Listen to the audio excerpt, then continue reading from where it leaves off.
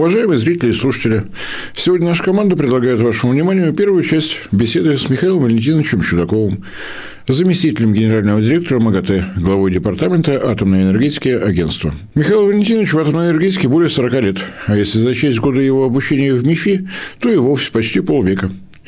Тратить время профессионала, который возглавляет департамент МАГАТЭ с 2015 года на то, чтобы просить ответить на совсем уж элементарные вопросы, было бы неуважением по отношению к нему.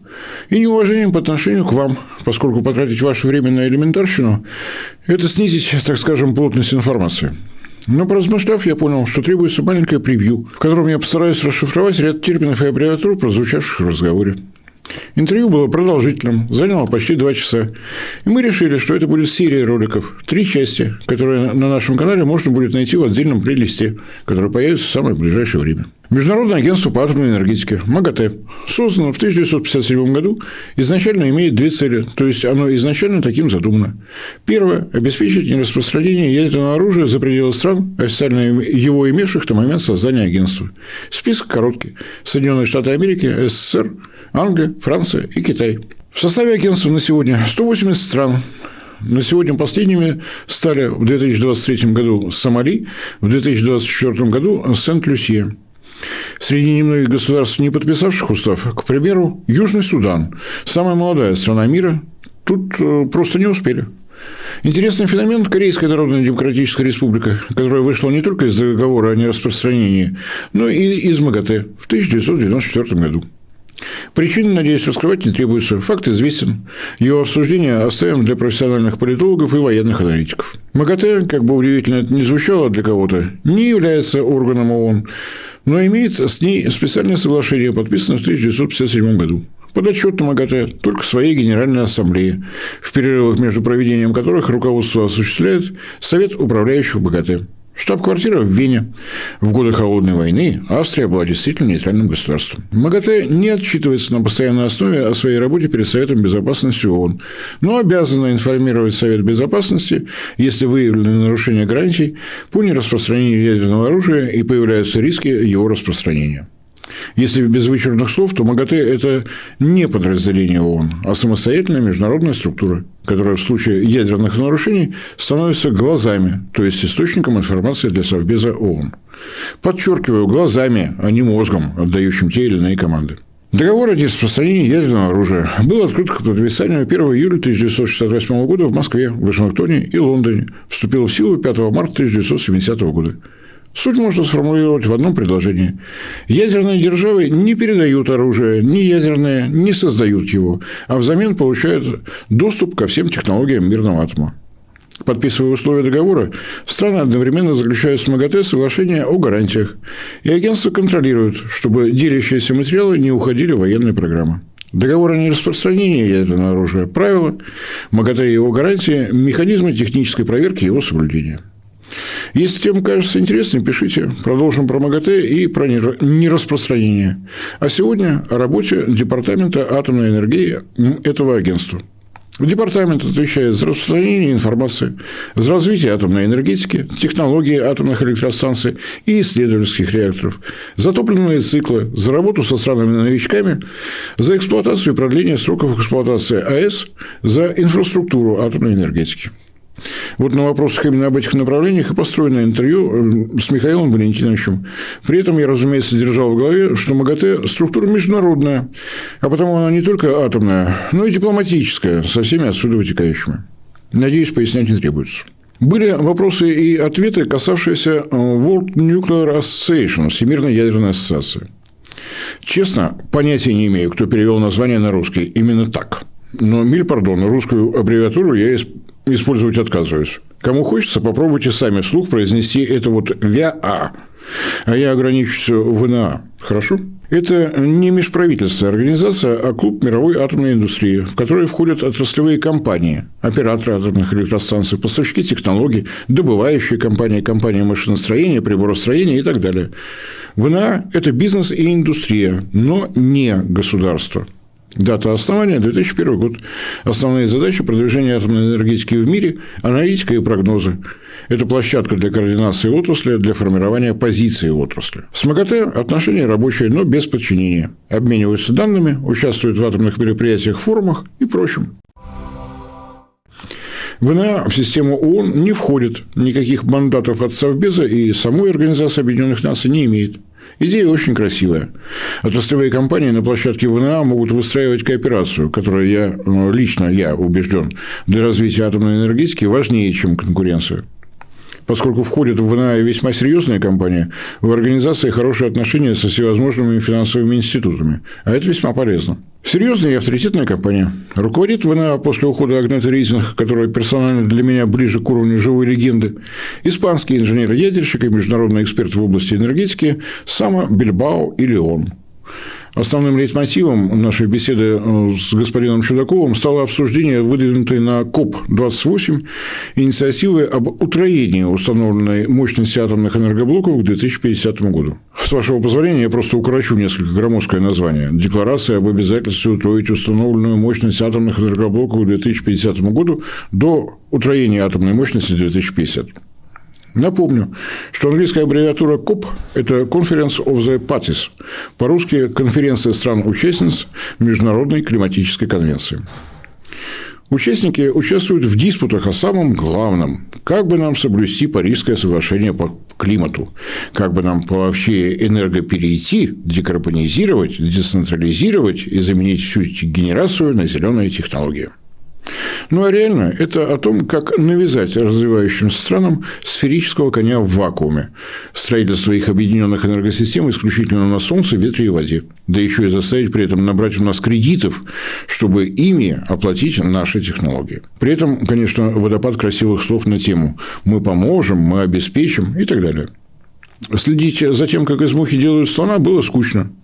Но в 2023 году внезапно прорезался голос разума. Что еще внезапнее, голосом разума выступил Эммануэль Макрон и мгновенно поддержавший его Джон Керри. Поводом для инициативы стало решение Евросоюза о включении атомной энергетики в так называемую зеленую таксономию. Уровень умственного развития Еврокомиссии в 2022 году стал настолько высок, что ее комиссары сумели понять, что в активной зоне атомного реактора углекислый газ не образуется, с чем я их от всей души поздравляю. Но, разумеется, условия включения в зеленую таксономию получил целый ряд оговорок, которые фактически оставляют вне игры Росатом и CNNC – China Nuclear National Corporation, главную атомную корпорацию Китая. Ситуация крайне занимательная на самом деле. По одну сторону построенного барьера те, кто реально способен придумать схему финансирования, поскольку банков и фондов в Европе предостаточно для этого.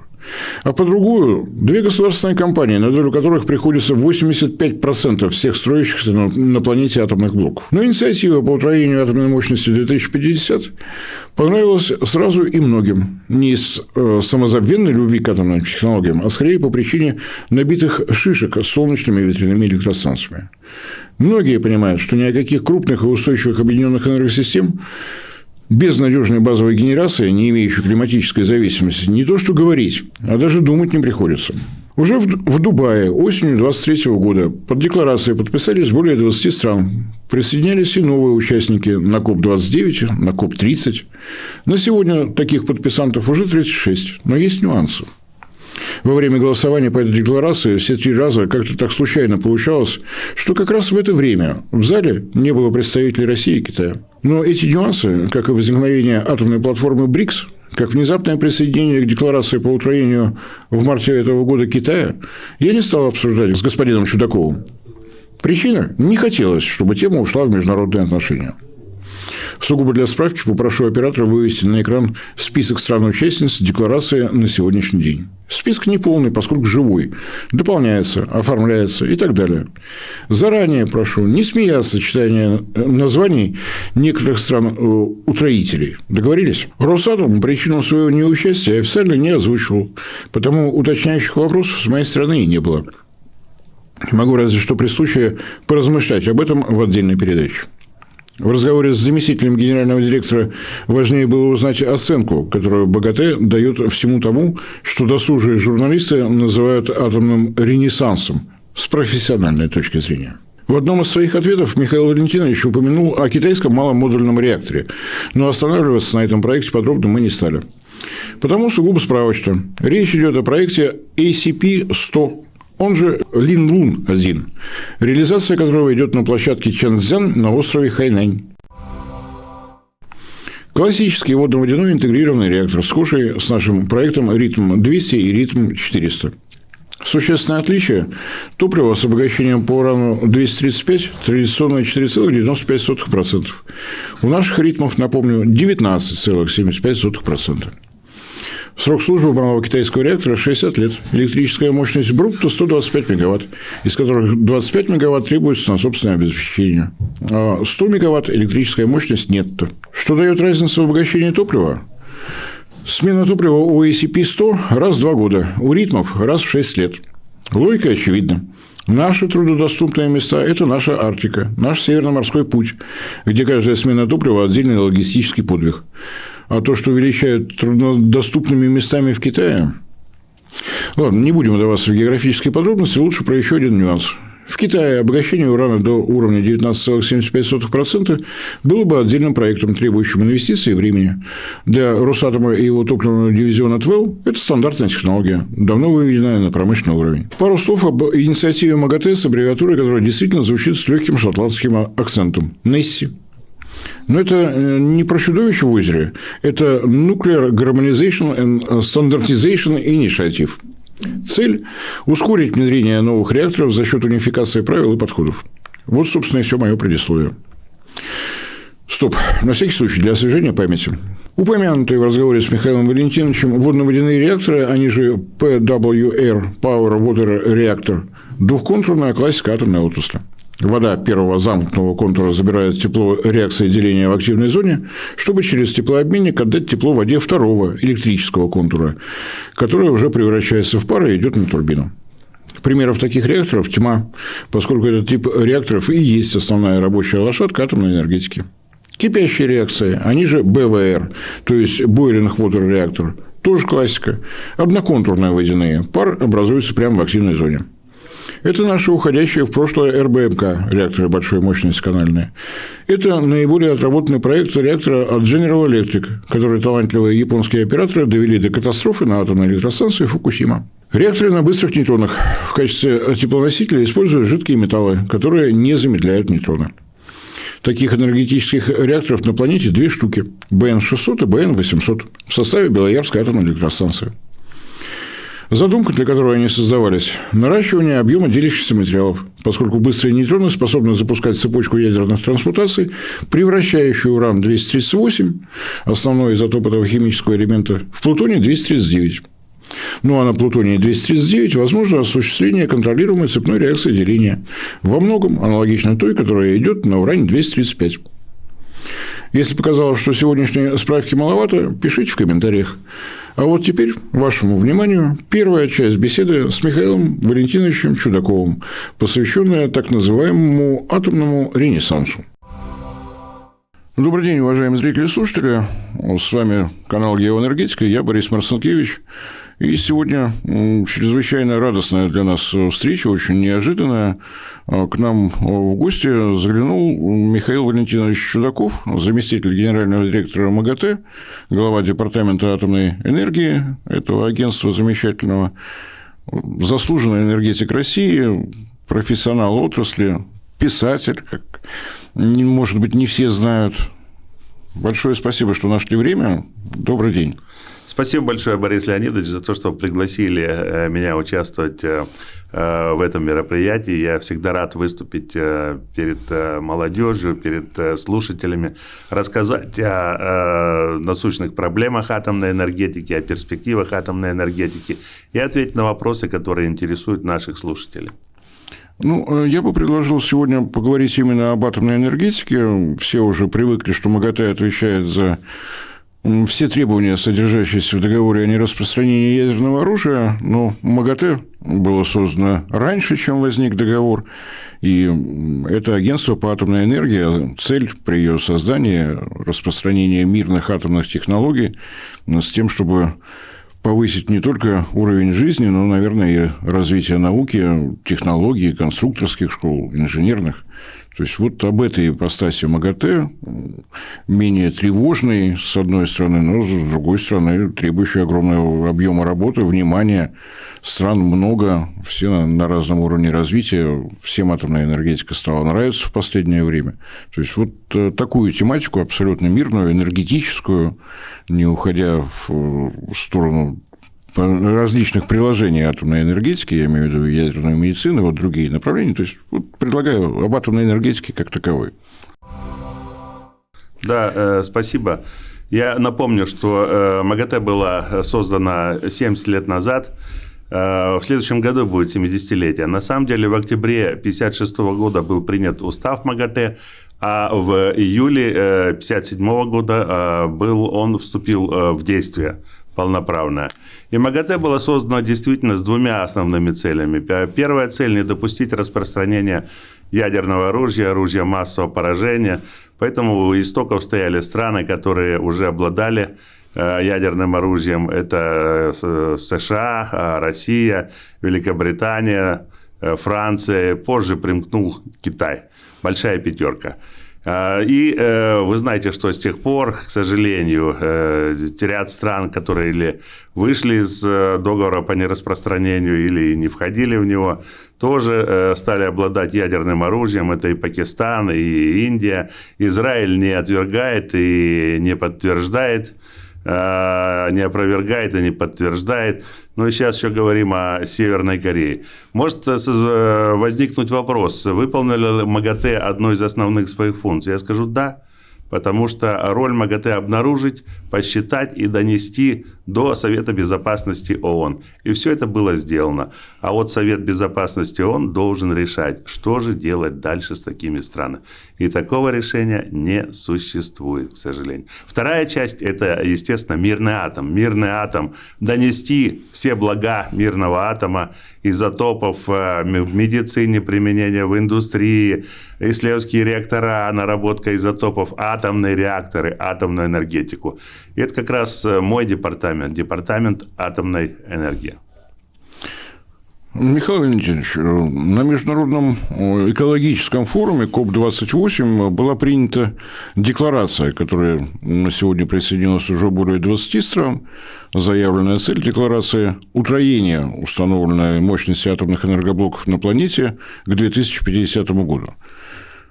Многие считают, что наступает эра атомного ренессанса, но это, наверное, такая эмоциональная оценка. Как оценивает МАГАТЭ вот эту заявленную цель декларации? Это реализуемый сценарий, или это пока политическая декларация, не более того? Ну, помимо КОП-28, на КОП-29 присоединились страны в Баку, в Азербайджане, и, значит, еще присоединились страны на КОП-30 в Амазонии. Сейчас порядка 33 стран уже не 20, которые объявили, значит, о своем участии и в том, что трехкратное будет увеличение атомной энергетики. Но реально мы каждый год делаем прогноз, основываясь на информации, которую дают нам наши члены МАГАТЭ, и используя специальные программы, технологии. Вот последний наш прогноз в августе прошлого года, он показывает примерно в 2,4 раза, 2,4 раза увеличение, значит, атомной энергии. Если сейчас мы имеем примерно, не примерно, а точно уже вот с Бангладеш будет 32 страны, 416-417 энергоблоков работающих, это 377 гигаватт установленной мощности. По прогнозу нашему к 2050 году мы должны иметь около 1000 гигаватт установленной мощности, 994, что-то вроде этого гигаватт установленной мощности. Реально, конечно, это означает, что ежегодно ты должен строить 20-30 блоков, 20-30 гигаватт. Реально этого не происходит, и мы это видим. Китай много строит, и мы строим за рубежом. Значит, может быть, за счет того, что заложено в строительство много, и начнем выходить на эти 20 гигаватт. Но пока с десяток гигаватт, 5, 6, 8 гигаватт пускается ежегодно, но примерно столько же, к сожалению, и выводится из эксплуатации старых энергоблоков. Поэтому даже по нашему прогнозу мы не достигаем трехкратного увеличения. Поэтому на данный момент это, скорее всего, политическое заявление. Но я надеюсь, что наглядно показано всем, как зависит от органического топлива, от угля, газа, нефти, поскольку цена киловатт-часа на органическом топливе, на газе и угле 70% в киловатт-часе. То есть скачок в 2 раза – это скачок в 2 раза киловатт-часа. И я это вижу. Я заправлялся неделю назад, и уже почти в 2 раза стоимость дизеля в Австрии больше, чем я заправлялся до того 2 недели назад. Я еще удивился. Вот он реально играет война на Ближнем Востоке. А в то же время в топливе ядерном 7% всего в киловатт-часе. То есть мы имеем предсказуемую стоимость киловатт-часа практически на столетие.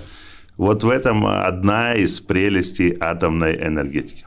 Ну и на самом деле то, что сейчас вот стало очевидно, зависимость еще и от логистики первичных ресурсов тоже играет большую роль. А если смотреть, что такое топливо для атомной электростанции, раз в год точно можно как-то пробраться. А вот что касается углеводородов, мы картинку всю эту видим. Михаил Валентинович, вот темп ввода, который задает декларация КОП-28, достаточно напряженный такой, особенно с учетом вот то, о чем мы говорили, предстоит вывод старых блоков, они сроки эксплуатации закончили, конечно, во многих странах стараются продлить, но бесконечно это все равно невозможно. В этой связи вот такой вопрос. Если выходить на такие темпы, это либо опора на какой-то ограниченный набор уже хорошо отработанных технологий, имеющихся, допустим, у России, у Китая, либо все-таки более широкий такой технологический выбор, потому что есть страны, которым не требуются гигаваттные мощности, им больше подойдут малые модульные реакторы или, допустим, реакторы средней мощности. Вот как сочетать, возможно ли сочетание вот одного с другим? Проверенные методы, допустим, ВВР-1200 флагманский, Росатомовский проект, или HPR-1000, тоже флагманский, китайский, простите, набирающий потихоньку ход проект Южной Кореи, тоже уже становится более-менее стандартным. Либо все-таки с учетом того, что надо подходить более гибко к запросам, надо опираться на какой-то широкий спектр технологий. И возможно ли сочетание вот двух этих подходов одновременно? Инновационные малые модульные реакторы и одновременно вот уже рабочая лошадка, реакторы с водой под давлением, кипящие реакторы. Вот как сочетать, как двигаться вперед? По нашему прогнозу мы видим, что это столетие все-таки будет преимущественно традиционных реакторов с водой под давлением, кипящих реакторов. И по нашему прогнозу примерно 25% с четверть прогнозируемого увеличения – это малые модульные реактора. И мы имеем порядка 100 проектов по всему миру разных малых модульных реакторов. Но в реалии построить, работает в России, работает в Китае. Значит, ряд стран строит. США, Канада, UK, Великобритания строят. Но я думаю, что через 10-15 лет останется там десяток проектов, никаких этих 80-100 проектов не будет, и они реально устареют. Конечно, необходимо строить сначала в своей стране и демонстрировать пилотный проект, что он реально хорошо работает, а потом предлагать его другим странам. А в то же время многие страны, которые разработали такие проекты малых реакторов, они ищут, кто заплатит, купит у них, и они построят. Но это неправильный подход, и в России как раз правильный подход. Мы создаем на своей территории, демонстрируем. Это и плавучая атомная станция «Академик Ломоносов», это и, блоки, которые мы делаем из РИТМ-200С, создавая из них наземные уже атомные станции, малые станции. Но что касается больших и инновационных, конечно, будут развиваться и быстрые реактора. И мы здесь впереди планеты всей, поскольку быстрый реактор, это, мы еще поговорим на эту тему, он обладает уникальными возможностями вырабатывать новое топливо из урана-238, плутония-239. И он обладает также уникальной возможностью трансмутировать, выгорать минорные актиноиды, за которые нас больше всего и критикуют. Их всего лишь 0,1% в отработавшем топливе, но у них период полураспада 1 миллион лет, которых в природе не существует. Фактически человек создал это. И уже если мы обрубим этот хвост, то будет вполне приемлемая работа и с отработавшим топливом. Вот такие вот перспективы. Что касается других реакторов, я думаю, что они будут развиваться, но не станут широко распространенными. Да, много говорят о них, но в реалии мы их пока не имеем. Ясно. То есть, в любом случае, надо будет как-то комплектовать. Есть проекты, которые уже отработаны, они хорошо идут.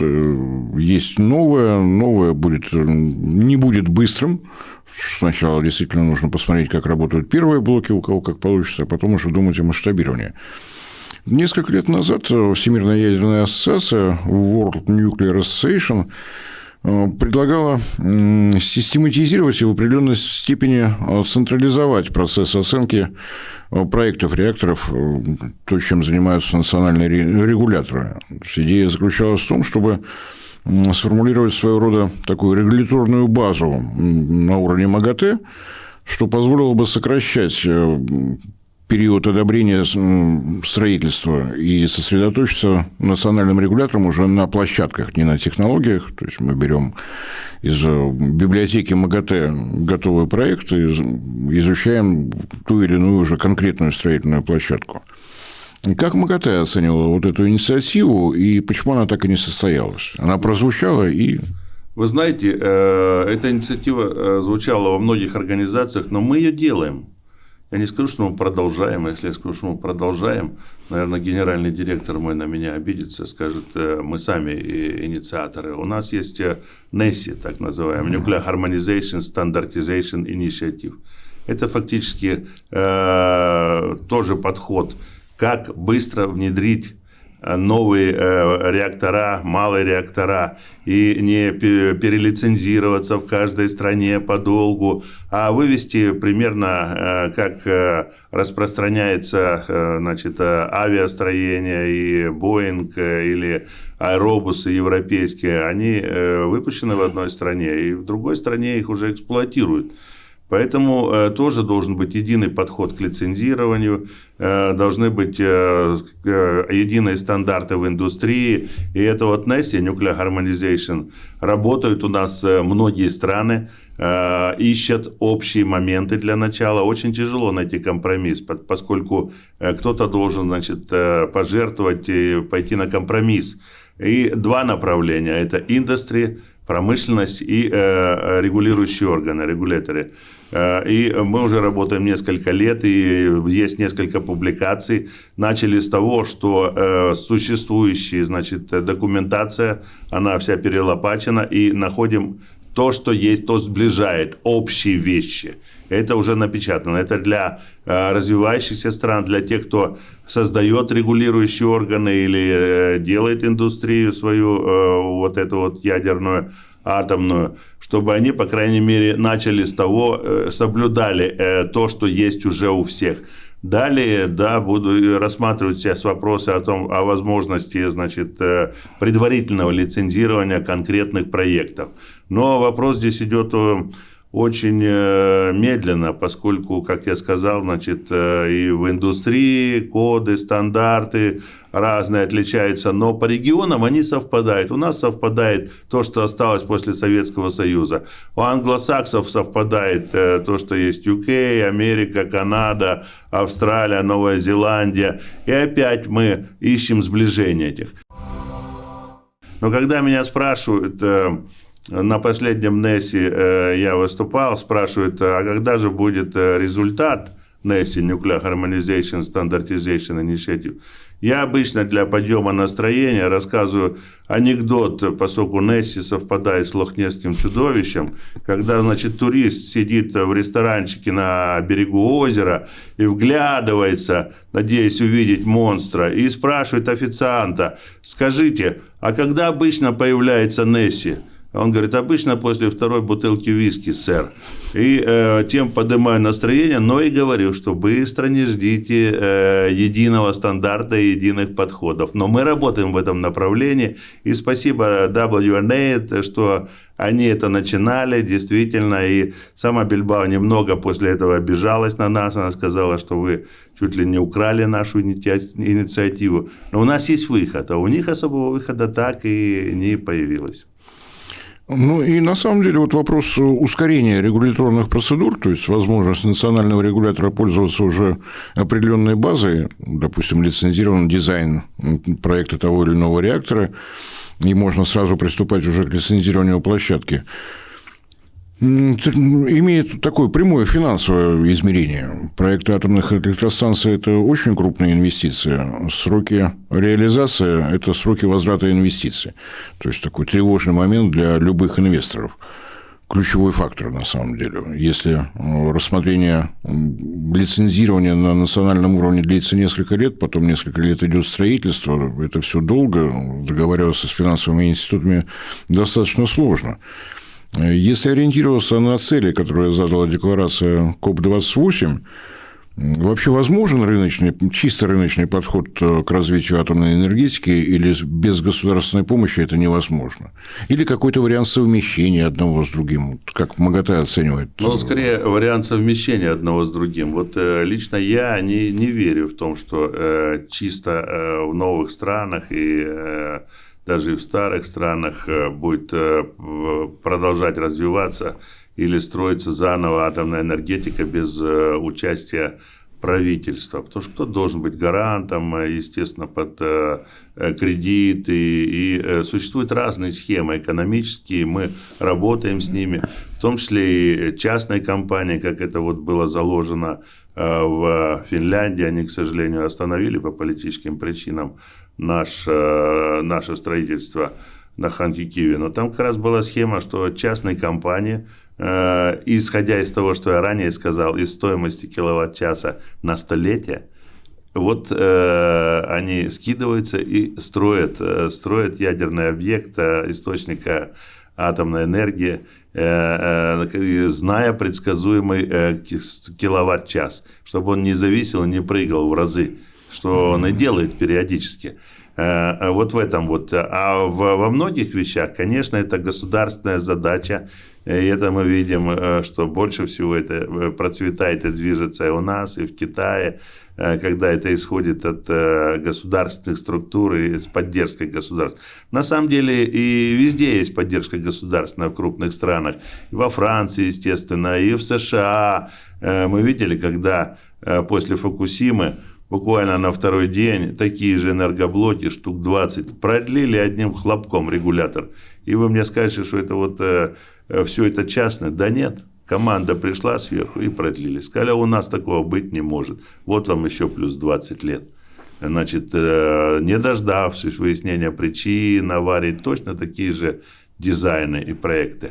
И поэтому, когда африканские страны говорят, у нас почти все согласны, а президент не согласен, или король там, или кто там у них, не будет дела. Нужно, конечно, самое главное – это поддержка сверху. Поддержка сверху, и после этого можно будет создавать атомную энергетику. Хотя в частной компании сейчас есть большой прогресс, и наш генеральный уже договорился с Всемирным банком, и они готовы рассматривать проекты по инвестициям в мирный атом, в атомную энергетику. А глядя на них, будут подтягиваться и другие банки. Поэтому будет происходить что-то смешанное, конечно. Комбинированное. Что-то комбинированное, и это хорошо, и особенно это мы видим вот на примере, как вы сказали, наглядная агитация, когда мы видим, как прыгают цены на энергоносители. Ну и на самом деле, вот мне кажется, то, что вы говорите, что будет такой комбинированный подход. Даже Соединенные Штаты, где их закон об атомной энергетике предусматривает, что занимаются только частные компании, последние годы мы видим поддержку направлений центрифужных технологий. Очень существенная поддержка была при разработке проекта компании TerraPower «Натриум реактор». То есть видно, что даже такие вот убежденные сторонники исключительно частной инициативы понимают, что без государственной помощи все равно не получится. Так что мне кажется, что вы совершенно правы. Здесь будет какая-то комбинация и государственной воли, так скажем, и частной инициативы. Для крупных частных компаний, конечно, надежная генерация, когда ты можешь лет на 50 вперед предсказать, сколько стоит киловатт-час, но это во многом благо. Особенно, что касается вот новых направлений в экономике, все, что связано с искусственным интеллектом.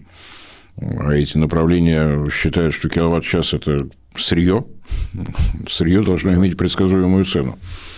Будем надеяться, что вот эти соображения, они тоже будут немножко помогать вот такой централизованной библиотеке атомных проектов от МАГАТЭ. Но еще дата-центры, естественно, мы же говорим о чистом климате, хотя американцы сейчас как бы говорят, уже и не говорят об этом. И даже они не прибыли на последний КОП-30, не было их в Амазоне. Надо заменить 2/3 энергетики, которая, значит, углеводородная. И заменить ее, конечно, может только атомная энергетика. Атомная энергетика, большая энергетика. Никакие ни ветряки, ни солнечные батареи с этим не справятся, которые зависят от погоды, от солнца, от ветра. И не вырабатывают реактивную энергию, которая держит сети. И мы это видели год назад, когда рассыпались сети Испании и Португалии мгновенно, потому что понадеялись и перегрузили сети вот этими источниками солнечными и ветряными, которые вырабатывают только, значит, постоянный прямой ток, direct current, и не вырабатывают реактивку, так называемую, которая не является холостой совсем. Она держит сети и сдерживает его распад.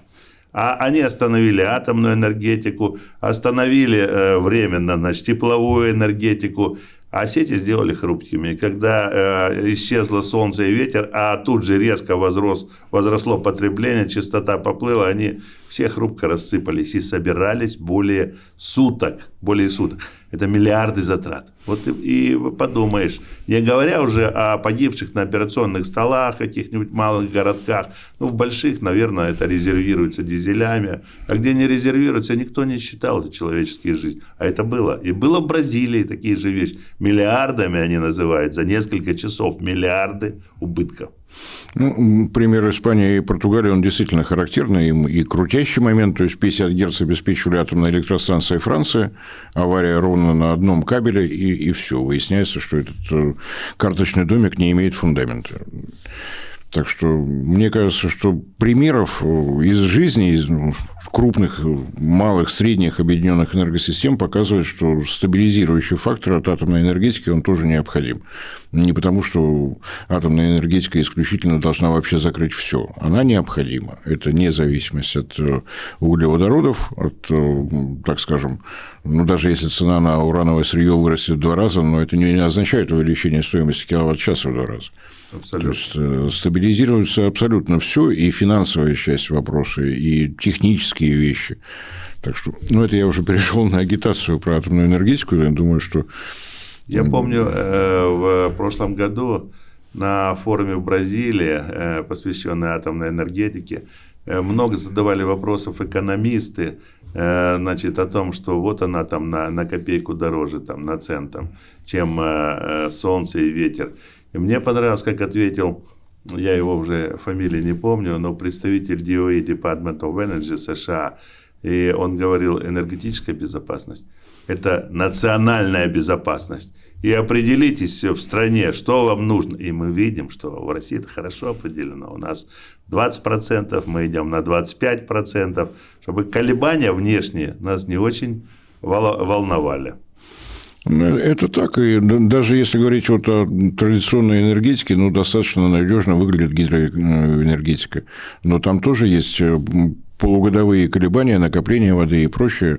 Атомная энергетика от климата не зависит совсем. Тучи на небе, плохо тает снег, мало снега, совершенно ничего не интересует, она просто работает и работает. КИУБ у новых блоков 94-95%. Это, сколько в течение года она реально отдает от заявленной энергии. И для сравнения, солнечной батареи, и это не МАГАТЭшные цифры, это цифры, энергетического агентства, International Energy Agency. Не наши, то есть мы не подгоняли. Солнечная энергетика, панели, особенно PV, фотовольтич, у них, они заявляют 23%, а в реале там и 14-то не наберется. Поэтому то, что они бросаются огромными цифрами, солнечные ветряные, надо сразу на 4, на 5 делить, что они реально производят. И второе, очень мне нравится цифра тоже энергетического агентства, тоже не наша. Сколько раз будет возвращена энергия по сравнению с вложенной на создание этого источника энергии, так называемый energy return to energy invested. И вот она самая большая в атомной энергетике. Понятно, и срок жизни и КИУМ высокий, она 75-80 раз. И, внимание, Solar PV, солнечные панели, 1,6 раз. С батареями чуть побольше, 4 раза. 1,6 это что? Ты строишь поля, которые работают на циркуляцию, на создание новых полей. То есть я не против этой энергетики, но не им, естественно, плавить сталь, гнать скоростные поезда и обеспечивать наше будущее и дата-центры. Не им. А вот атомной энергетики, тем более, если мы говорим о замене 2/3 углеводородных источников в перспективе, если мы говорим об экологии. И на самом деле, если вот такие совершенно конкретные данные, не установленные мощности, можно сколько угодно, мегаватт, гигаватт солнечными панелями установить, отчет системного оператора Единой энергосистемы России предварительный за минувший 2025 год. Коэффициент использования установленной мощности солнечных электростанций 11%. То есть построено на бумаге, вот 100 мегаватт, на самом деле это... Да, вот я и говорю, что даже их 23% нету. Я сказал 14%, а вы дали реальную цифру 11%. Это Россия, мы не самая южная страна, у нас не самая большая инсоляция, может быть, где-то ближе к тропикам по-другому, а вот здесь просто практика. То есть то, что системный оператор не придумал, а измерил. Вот и результат. миф тоже о их дешевизне, поскольку они субсидируются, датируются государством, компаниями, им дан приоритет, поскольку это модно. А стоимость модернизации сетей для того, чтобы подобрать сотен квадратных километров такую же мощность, которую дает атомный блок, с 2 квадратных километров, ты должен модернизировать, делать новые сети, ставить туда, батареи аккумуляторные, инверторы, поскольку они выдают постоянный ток. Это не очень считается. И если все это посчитать, то получится, что это фикция, это фейк, это миф о том, что они дешевые. Кто не верит, может в прошлом мае съездить в Испанию, посмотреть, что получается, когда у вас много солнца и ветра. И даже аккумуляторные батареи не спасут. 50 Гц надо чем-то держать. Нужен ротор, вращающийся внутри статора. Ну, никак без этого. Никуда не денешься, и без реактивной мощности сети не остаются стабильными. Но это мы сейчас с вами куда-то совсем далеко уйдем.